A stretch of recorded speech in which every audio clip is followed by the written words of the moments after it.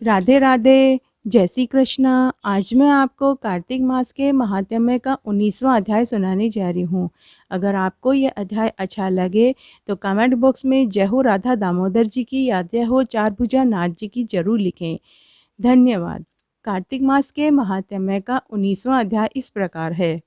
राजा पृथु ने पूछा कि हे देव ऋषि, आप यह कहिए कि भगवान विष्णु ने वहां जाकर क्या किया तथा जलंधर की स्त्री का पतिव्रत कैसे भ्रष्ट हुआ। श्री नारद जी ने कहा, जलंधर के नगर में जाकर भगवान विष्णु ने उसकी पतिव्रता स्त्री वृंदा का पतिव्रत भंग करने का विचार किया। वह उसके नगर में एक उद्यान में जाकर ठहर गए और रात में उसे स्वप्न दिया। वह उसकी माया और अद्भुत कार्य पद्धति थी। उनकी माया द्वारा जलंधर की स्त्री पतिव्रता वृंदा ने रात में यह स्वप्न देखा कि उसका पति नग्न होकर सिर पर तेल लगाए महिष पर चढ़ा है। वह काले रंग के फूलों की माला पहने हुए है तथा उसके चारों ओर हिंसक जीव हैं। सिर मुंडाए हुए अंधकार में दक्षिण दिशा की ओर जा रहा है। उसने अपने नगर को समुद्र में डूबा हुआ देखा। इस प्रकार के बहुत से भयानक सपने देखे। फिर तुरंत ही वह जाग पड़ी और सपने के संबंध में विचार करने लगी। इतने में ही उसने सूर्य को उदय होते हुए देखा तो सूर्य में उसे एक छिद्र दिखाई दिया तथा वह कांतिहीन था। उसने अपनी अनिष्ट जानकर और भयभीत होकर रोने लगी। वह छज्जे पर गई, अटारी पर चढ़ी, भूमि पर उतरी, मगर उसे कहीं भी शांति प्राप्त नहीं हुई। फिर वह अपनी दो सखियों को साथ लेकर उपवन में गई। वहाँ भी उसे शांति नहीं मिली। फिर वह जंगल में निकल गई। उसे वहाँ भी चैन नहीं मिला। वन में उसने सिंह के समान दो भयंकर राक्षसों को देखा, जिससे अत्यंत भयभीत होकर वहाँ से भागने लगी। उसी समय वहाँ अपने शिष्यों सहित एक तपस्वी आ गए तो वृंदा उनके पैरों में गिरकर हाथ जोड़ने लगी और अपनी रक्षा के लिए याचना करने लगी। मुनि ने अपनी एक ही हुकार से उन दोनों राक्षसों को वहां से भगा दिया। वृंदा को बड़ा आश्चर्य हुआ और वह भय से मुक्त होकर मुनि को हाथ जोड़कर प्रणाम करने लगी और कृतज्ञता का ज्ञापन किया।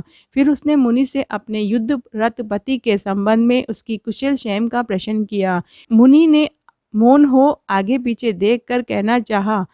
उसी समय दो बानर उनके पास आ गए और हाथ जोड़कर खड़े हो गए। जो ही मुनि ने भ्रकुटी का संकेत किया तो वह उड़कर आकाश में चले गए। फिर जलंधर का सिर वह धड़ मुनि के पास आकर गिर गए। तब वृंदा अपने पति को मरा जानकर मूर्छित होकर धरती पर गिर पड़ी और अनेक प्रकार के वचन कहकर दारुण दुख करने लगी और विलाप करने लगी। उसके पश्चात उसने मुनि से कहा कि हे कृपानिधे, आप मेरे पति को जीवित कर दीजिए। पतिव्रता परायण स्त्री पत्नी ऐसा कहकर दुखी सांस छोड़ने लगी और मुनि के चरणों में गिर पड़ी।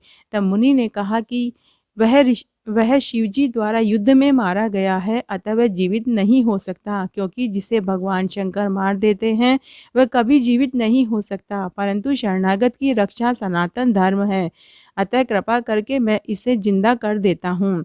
श्री नारद जी कहते हैं कि वह मुनि साक्षात विष्णु जी थे, जिन्होंने ये सारी माया खुद रची थी। वह वृंदा के पति को जीवित करके अंतर्ध्यान हो गए।